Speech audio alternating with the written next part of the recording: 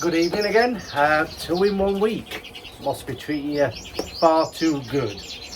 Welcome back to the bird room for another episode. Today's episode, as I promised, we're going to look more at the birds themselves, whether it be the green finches, some of the fives, progression from early on when I picked them in nest feather, and we'll see how they're getting on now, because I'm delighted with the progress of them. Same with the English cinnamons. I'll show you a couple of them. They're coloured up fabulous. With the green finch, you can see one's not in here. One's obviously been trained. There's one that's obviously a little bit, say a bit more livelier than the others. Green finches themselves do take some staying up once I bring them out to flights, and I'll explain how I do that briefly. You've probably heard it before.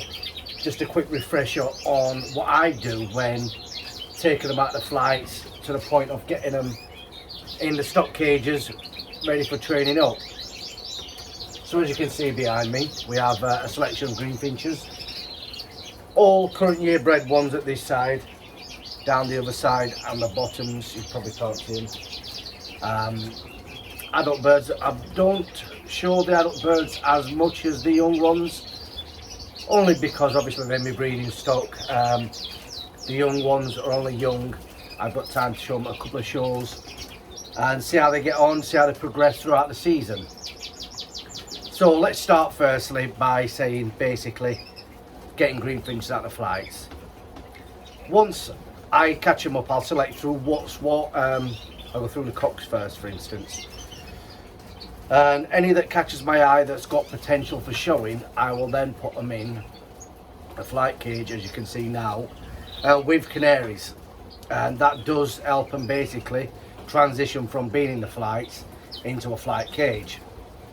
After a couple of weeks, they do steady up quite rapidly. Actually, the canaries do the job for them, and with me putting my hand in and out of the cage when feeding, for instance, like I would be in here, I use oval dishes on the bottom.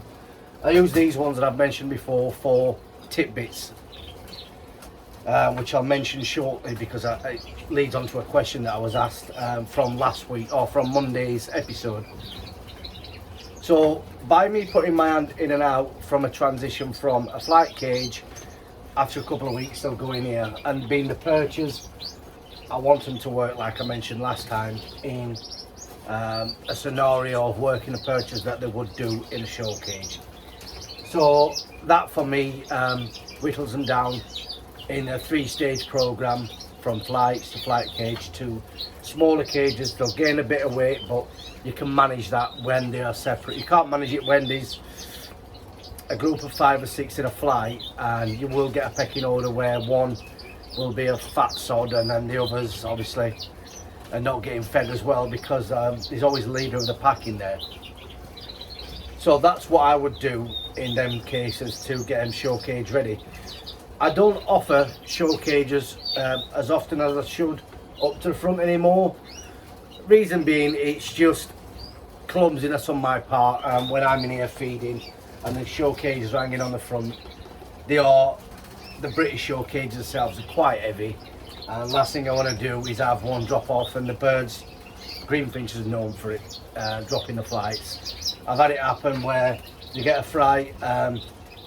For instance, I've got a koi pond just outside here, and an heron come down, took some koi right in front of the window and scared the living daylights out of the birds, ending with a couple of potential show winners dropping the flights. Obviously they've not been out to show yet, they're not quite there, they will soon be there. So obviously that's the reason why.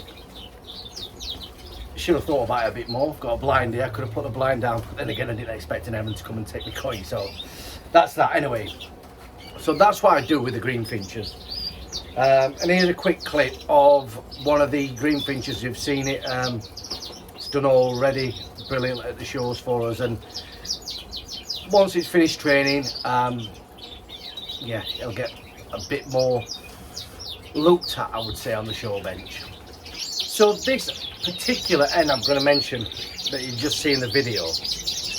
Now, this will be quite controversial to some, but it's been done by many and they will not tell you. If you remember back through breeding season, a quick clip of the parent birds from it. So the hen was a current year hen and a current year cock in the end. It was one of the later birds bred in the bird room. Best current year hen and best current year cock had bred that year. Brother and sister. The hen did really well at shows for us. The cock was 6th in its class at the Old British. Again, I think there was 35 or 37 in the class.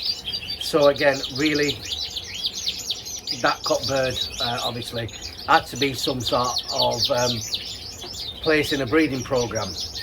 And it has been done, like I said, throughout the years, and people won't tell you that. So I decided to try brother and sister pairing.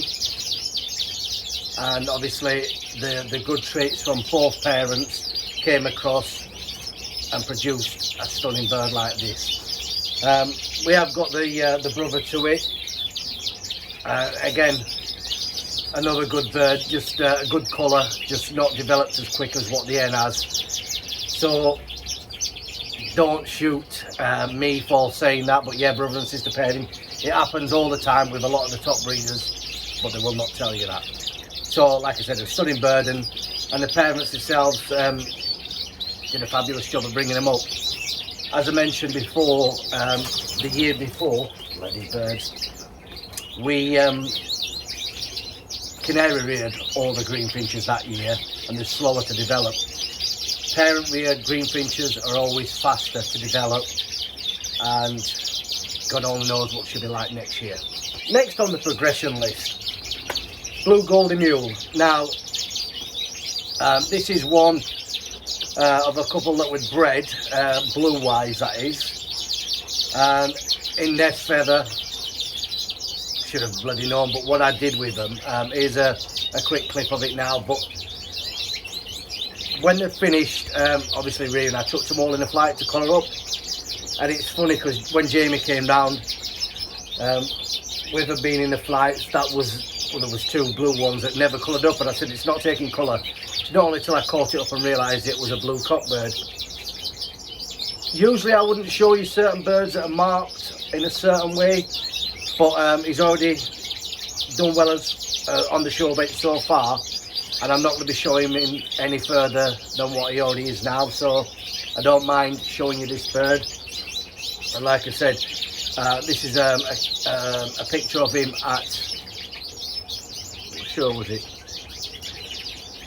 Aldershot show, best champion mule or hybrid current year bred or something like that. So yeah, delighted with him. Like I said, don't mind sharing that with you because he won't be shown anymore this year. So that's it, and it's nice to see this from when there was in cage 11. It was a white Yorkie cross Norwich to a native Goldie, produced a couple of stunning birds. So now we'll talk about the fights. So now, remember last in the episode on Monday, I mentioned obviously some of these birds, but what I didn't mention is, same again, throughout the breeding season, this one, I'll get some closer shots, this one here, this little fawn, and the variegated, for instance. I picked these out quite early on, and I featured them in a video I was saying breeding season. So let's take a closer look now at these. I did think this was hen until this morning when I heard it bloody singing, which I don't mind.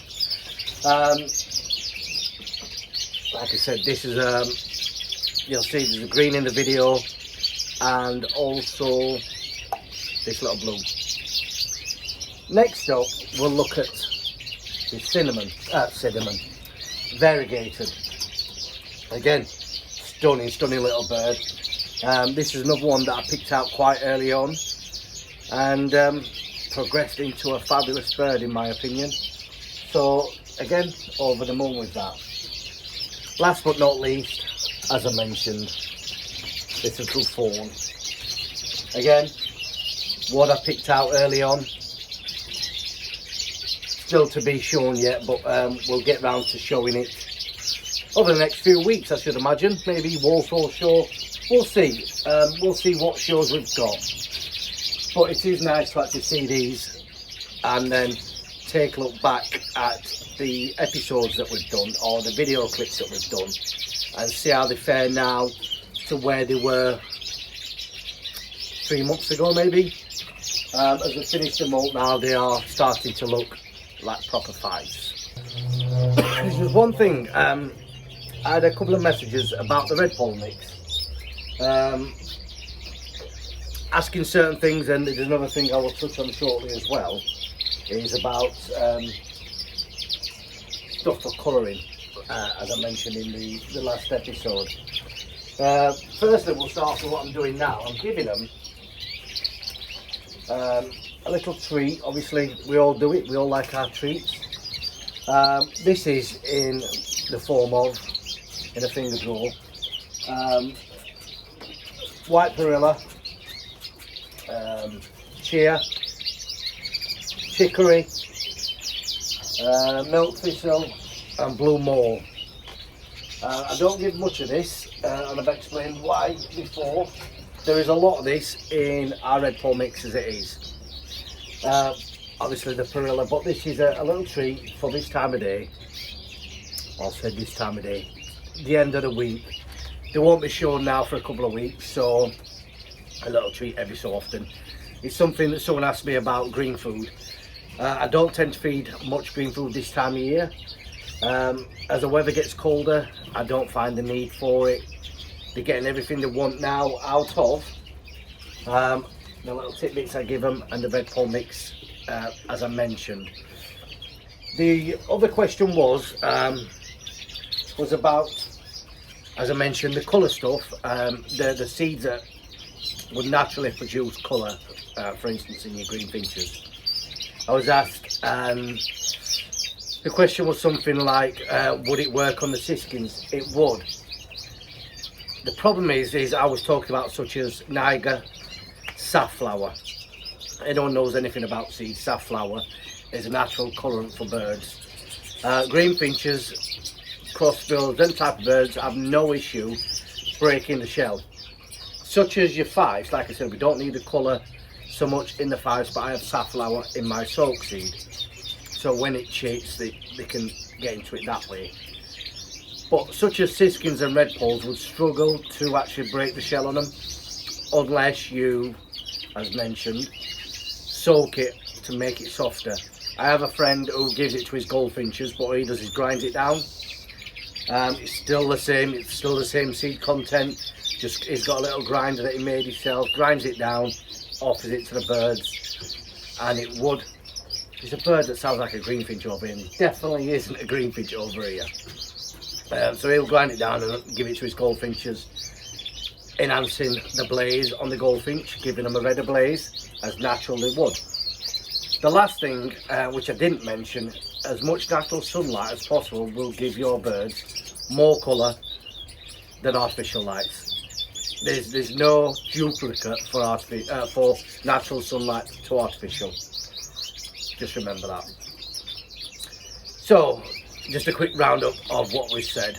We've shown you the green finches, we've shown you the golden mule, we've shown you the lovely fives. Shortly we will show you some English cinnamons. Something that I am asked quite often about, so they are fast becoming quite a popular breed of birds that hopefully more people will have in the coming future. So now we'll have a quick look at one of the English cinnamons. I'm saying it's not even quite finished the moult yet, but it's almost there. Out of the ones we've bred, there's a few that would make the show bench, and not just that, I like them because, as I mentioned before, they don't resemble a Norwich. I don't want them resembling a Norwich. I want them to look like an English cinnamon, and if that's not to everyone's taste, I don't care. I like them as they are. This is the father to, now back in this cage, the current year end. As I said, obviously brother and sister pairing. The hen bird, the mother is still in the flight. I've not got her out yet to have a look at her. Later in the year, I don't want to get all the birds out and fatten them up, because the longer they're going to be in cages, the fatter they'll get, and I don't really want that. So next up is, just want to mention what happened in Jamie's part of the show season. Just watching another hen/cock freaking 5 sing. Guaranteed it was hen, but now it's singing, not muttering.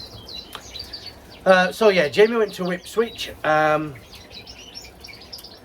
obviously representing us, took a few fives, a few British, ended up coming away with best fifing show and also best clearing show. Clears from the clear line, and the Allied to White is obviously from our Allied to White line, so both lines seem to be working really well. I've got quite a lot of interest in, or people interested in Allied to Whites and stuff, so we'll have to wait till see how they develop later in the year, see what we're keeping and what we're going. But it is nice for obviously Jamie to go out and have some success also on the show bench. So that's a rundown of in the bird room today. Like I said, this weekend we're at Newark. We'll have a big range of stuff there, from seeds, show cages, show cage bags, dinky bags, the dinky ones, the really good ones. All the accessories and everything there. If you would like more information on that, just check out the episode we did on Monday. A few clips in there of the actual event itself, and what a big one it's going to be. Before I do leave, I want to give a special mention to Dave Cunningham, Mr. Cunningham, and his wife who will be watching. I had a lovely phone call from them Tuesday or Wednesday, thanking me for coming back to your screens and entertaining. They said they love it. He's well into his 70s, or into his 70s, he did tell me, and there's nothing better than him and his wife enjoying my episodes along with Matt's and Oliver's as well. So it's nice to get that feedback through from people, and thanks for calling. But that is it from today in the bird room. Like I said, I've got so much to finish doing, ready for Newark. Got to load the vans yet. All the stuff's actually done. All the mixes are done, all bagged up, ready for you to go and purchase. Like I said, any information, send me a message, leave it in the comments, or like Mr. Cunningham, give me a call. All the information, my email address and telephone number is on our website, directbirdproducts.com. So yes, thanks for watching. She's doing it, see what I mean? Jumping up at the front. I should get another peg, but this will stop it for today. Up, she said. It will stop her. It does work, trust me. See? She don't want to do it no more, does she? I'll get that sorted, but it will stop her. Anyway, thanks for watching, and I will see you in the next episode. Don't forget to subscribe to the channel. Seems that someone didn't like my my comments on the Unifeeder or Happy Bird stuff, but each to their own. Like if you have liked what we've seen, and leave a comment if you would like any information on anything I've discussed today. Thanks for watching, and hopefully see you all at Newark. Enjoy the rest of the evening.